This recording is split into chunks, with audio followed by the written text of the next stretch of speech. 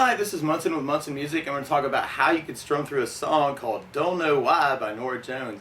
And we're going to end up capoing this on 3rd fret to match the recording, but you can kind of start out with kind of that intro guitar lick where you play 2nd on the high E string, and then 3rd on the high E string, and then 1st fret on the high E string, and then 3rd on the high E string, and then 3rd on the B, open E, 4th fret on the B, 4th fret on the B, 3rd fret on the B, 3rd fret on the B, 2nd on the B, 2nd on the B, 1st fret on the B, and then 3rd on the B, and then open E, and then 3rd on the high E, and then 3rd on the B, and then open G. So all together you're going 2, 3, 1, 3, 3, 0, 0, 4, 4, 3, 3, 2, 2, 1, 3, 0, 3, 3, 0. And the notes you're actually kind of playing are F sharp, G, F, G, D, B, E, D sharp, D, D, C sharp, C, D,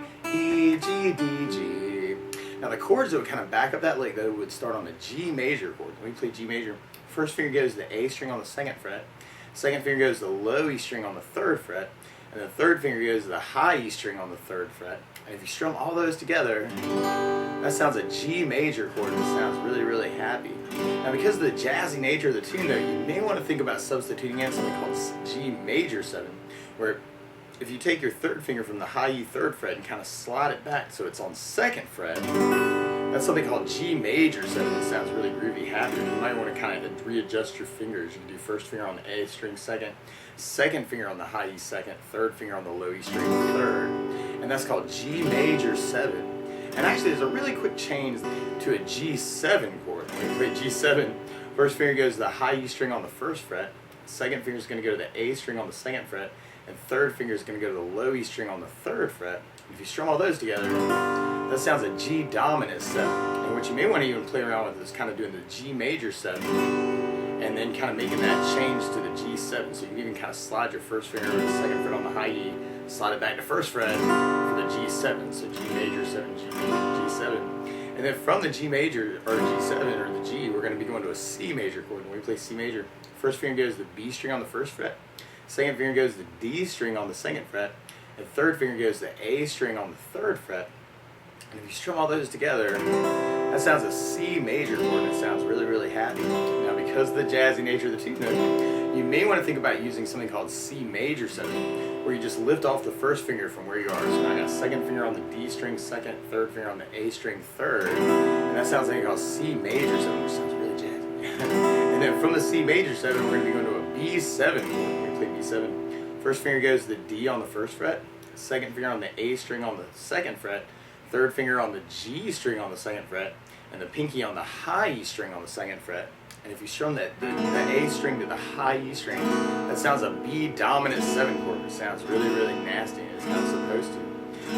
Randomly, for myself, what can also feel really cool is doing something called a B9. And when you play B9, 1st finger goes to the D string on the 1st fret, 2nd finger goes to the A on the 2nd fret, but then you take your 3rd finger and kind of bar over the top 3 strings with the 3rd finger. So G string 2nd, B string 2nd, high E string 2nd. And that's called B9, and a lot of times a dominant 9 can substitute for a dominant 7. So you might want to think about that because it's a little bit jazzier sound. And then from the B7, we're going to be going to an E minor chord. When we play E minor, 1st finger goes to the A string on the 2nd fret, 2nd finger goes to the D on the 2nd fret, and if you strum all those together, that sounds an E minor chord and it sounds really, really sad. Now you may want to think about using a slightly jazzier E minor 7, and if you take your pinky and kind of go to the B string on the 3rd fret, that sounds an E minor 7, which is a little bit jazzier type of E minor. Another way to play E minor 7 is to do the 3rd finger on the B string, 3rd pinky on the high E string 2nd. So you're still kind of holding on to that E minor shape on the A and D, just kind of adding in 3rd fret on the B and the high E. So you may want to think about using that too. And then from the E minor, we're going to be going to an A major chord. When we play A major, 1st finger goes to the D on the 2nd fret, 2nd finger on the G on the 2nd fret, 3rd finger on the B string on the 2nd fret. And if you strum all those together, that sounds like A major chord. Although you may want to think about using something called A7, which is where you do 1st finger on the D string 2nd, 2nd finger on the B string 2nd. And that might kind of give you a little bit bigger pull to our next chord, and that's called an A7 or A dominant 7. And then from the A, we're going to be going to a D chord when we play D major. First finger goes to the G on the 2nd fret, second finger on the high E on the 2nd fret, third finger on the B string on the 3rd fret, and if you strum the D string to the high E string, that sounds a D major chord. Now you may want to think about using something called D7 though, which is another D chord. It sounds a little bit more jazzy and has a little bit more bite. And the way you play D7, first finger goes to the B string on the 1st fret, second finger goes to the G on the 2nd fret, and third finger goes to the high E on the 2nd fret. And if you strum the D string to the high E string, that sounds a D7 chord, dominant 7 chord. So those are kind of our chord progression actually through a lot of our verse and our intros, kind of that G major, G major 7, C major, B7, E minor, A, D7 for kind of our intro. Now, a lot of times with a song like this, though, to make it more interesting, I like adding something called a strum pattern. And one of my favorite strum patterns for a 4/4 like this is down, down, up, up, down, up. So you took the G and just tried that a lot. You'd have down, down, up, down, up, down, down, up, down, up, down, down, up, down, up, down, down, up, down, up. The weird part about applying that strum pattern to our intro, though, is a lot of the chords half. And actually, you could almost work it like all the chords half. You could kind of work it like G major 7, and then do the G7 on the up, down, up, and then C on the down, down, B7 on the up, down, E minor on the down, down, A7 on the up, down, and then kind of your D7 with the whole strum pattern at the end. So that would be a very cool and hit way of doing it, is kind of G major 7, down, down, G7 on the up, down, up, C major 7, down, down, B7 on the up, down, up, E minor on the down, down, A on the up, down, up, D7, down, down, up, down, up. Now, if that seems a little bit tricky for you, you could also kind of round things out and just make them down, down, ups on each of those chords. So you could do it as kind of the G with a down, down, up, G7 down, down, up, C down, down, up, B7 down, down, up, E minor down, down, up, A7 down, down, up, D7 down, down, up, down, up. Option too. And then from there, then we go into our verse part, and our verse is almost exactly the same as our intro, except for we end up kind of halving a D and a G at the end instead of doing our whole D through the whole pattern. A bit easier for you, and you have G with a 7 down, down, G7 down, down, up, C down, down, up, B7 down, down, up, E minor down, down, up, A down, down, up, D down, down, up, G down, down, up. Or we could kind of do that down, down on the first chord, up, down, up on the second chord, and then we have G major 7 with a down, down, G7 on the up, down, C on the down, down, B7 on the up, down, E minor on the down, down, A on the up, down, D on the down, down, G on the up, down, up. And then we repeat that twice, and then we kind of go into kind of a verse tag where we go to E minor and kind of redo the A, redo the D, and then the G. So it's almost like taking the last two bars and kind of redoing them. So we can do that with our down, down, up, and we have E minor down, down, up, A down, down, up, D7 down, down, up, G down, down, up. Or we could do it with kind of the down, down on the first chord, up, down, up on the second, and then we have E minor down, down, A on the up, down, D down, down, G on the up, down, up. And then from there, then we're going to be repeating that until we get to our bridge part. And on our bridge part, we get to do more of our whole strum pattern with an E minor, and then an A major, and then we go to a D, and then we do another D, and then we go to E minor, and then we go to A. But then there's this really cool little hit on a bass line where you could do open D, third foot on the A, and then second on the A, and then open A. So this little walk down where you got D, C, B, A, kind of at the end of the bridge. And you could back that up with chords by doing the D major, C major, but then we go to a B minor chord, and we play B minor, a really easy way to play B minor. We'll be doing something called B minor 7, where you do first finger on the A string second finger on the G string second, and third finger on the high E string second. And if you strum the A string and the high E string, then that sounds a B minor 7 root position. And then from the B minor, we'll be going to an A minor chord when we play A minor. First finger goes to the B string on the first fret, second finger on the D on the second fret, and third finger on the G string on the second fret. And if you strum all those together, that sounds like A minor chord. So you could kind of do that hit at the end of the bridge, kind of D, C, B minor, A minor, and kind of make that hit. So we tried our bridge with our strum pattern. We'd have E minor with a down, down, up, down, A, down, down, up, down, D, down, down, up, down, D, down, down, up, down, E minor, down, down, up, down, A, down, down, up, down, D, C, B minor, A minor. Or you could even kind of even out that tag at the end and kind of do down, down, up on each chord if you wanted to kind of fill that time up. Or you could even kind of half those like we were doing the other chords. D with a down, down, C on the up, down, B minor, down, down, A minor, up, down, up. Just used another B minor shape, which you could use if you know the bar B minor. You do your first finger across the entire second fret, second finger on the B string third, third finger on the D string fourth, pinky on the G string fourth. So if you're kind of digging on the bar chords, you could use that B minor shape too. You'd have D, C, B minor, A minor. It's kind of that hit. D down, down, C on the up, down, B minor, down, down, A minor, up, down, up. So you could kind of even that out too. And then we'll basically be repeating those parts through our song. Now the weird part is to play along with Norah Jones. Instead of starting on a G chord, she's actually starting on a B flat major chord. So to play along with the recording, what you want to do is take a capo. And if you put the capo on third fret, then now your G is really a B flat major. And our G major 7 is really a B flat major 7. G7 is really a B flat 7. C major is really an E flat major. B7 is really a D7. E minor is really a G minor. And then A is really a C.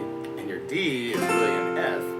And when we get to it, then the A minor would really be a C minor chord. And then our B minor would really be a D minor chord. But to take it from the very, very beginning, you could even kind of use that opening lick, kind of that 2, 3, 1, 3, 3, 0. So that might be kind of a cool way to kind of start the tune off. And people go, oh my gosh, don't know why I love this song.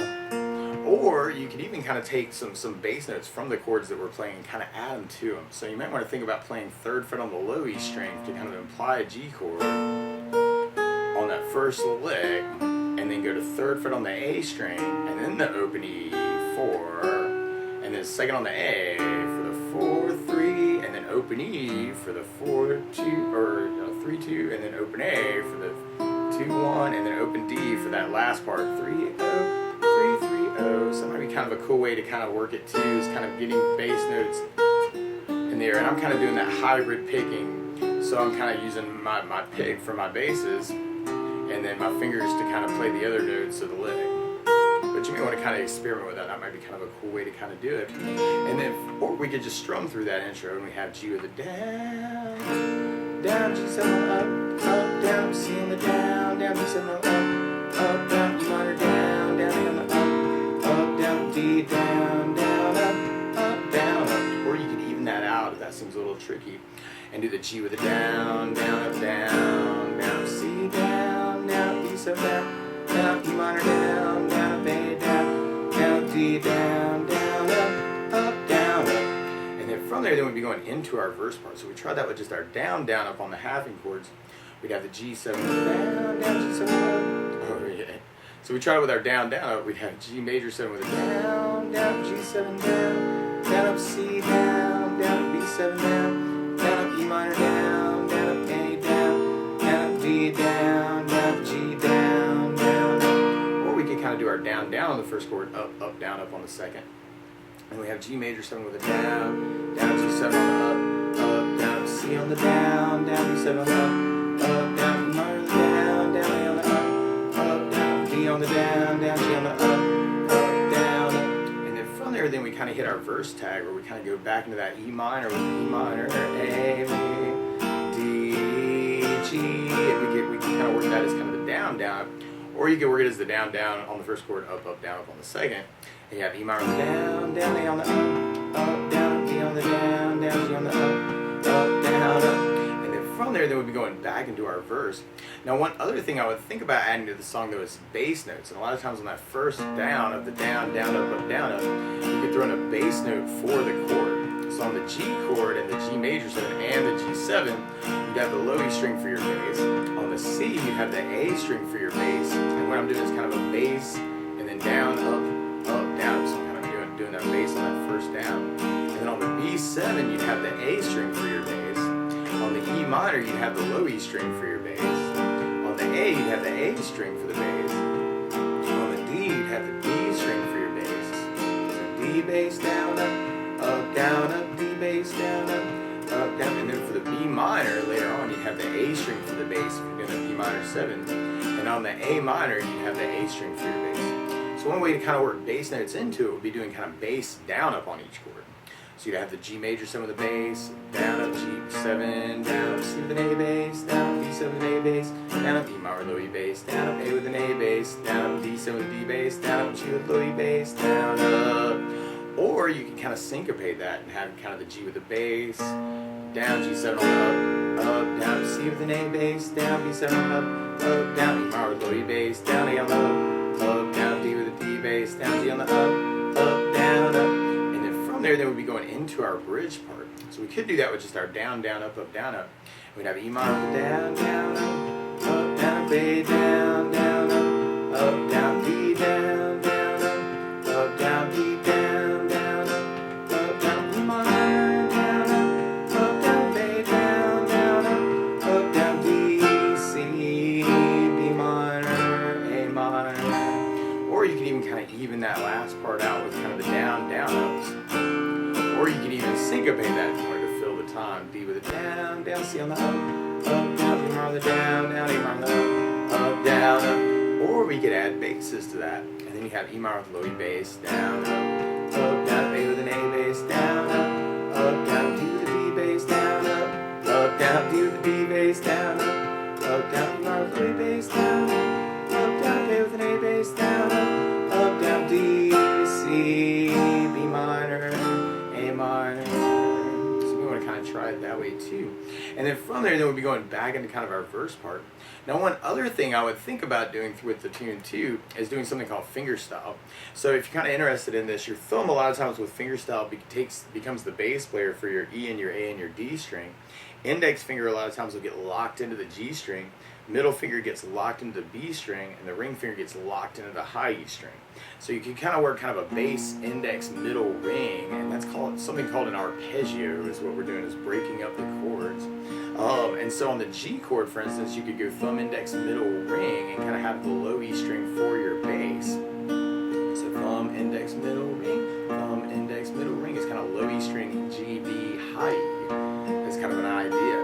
And so you can kind of follow it through the progression that way, and actually just working just that one idea for kind of your halving chords could be kind of a cool way to kind of work it through the tune.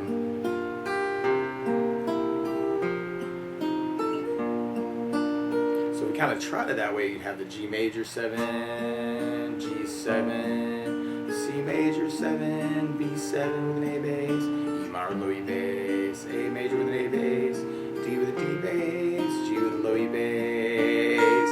And then from there, then we'd be going into our bridge parts. We try that through our bridge. We'd have E minor, and you kind of do it twice for each chord through the bridge. A with an A bass, D with a D bass, D with a D bass, E minor with low E bass, A with an A bass.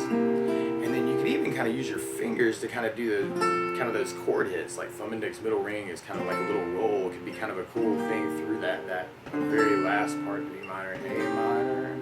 And then from there, then we go into our piano solo. And our piano solo is actually kind of following exactly like our intro. So if we tried that with the fingerstyle, we'd have G, G7, C, B7, E minor, A, D, G with low E bass, G with low E bass, C with an A bass, B7 with an A bass, E minor with low E bass, A with an A bass, D with a D bass. And then from there, then we'll be going into our last verse.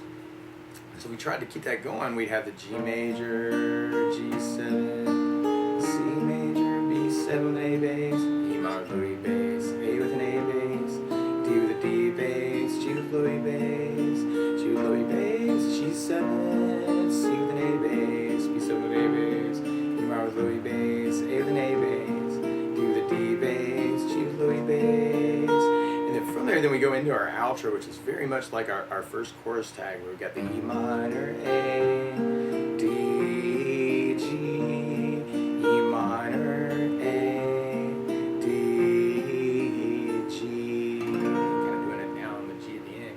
But that's the basics of how you can strum through and kind of easily fingerstyle your way through Don't Know Why by Norah Jones. Great suggestion. So good luck!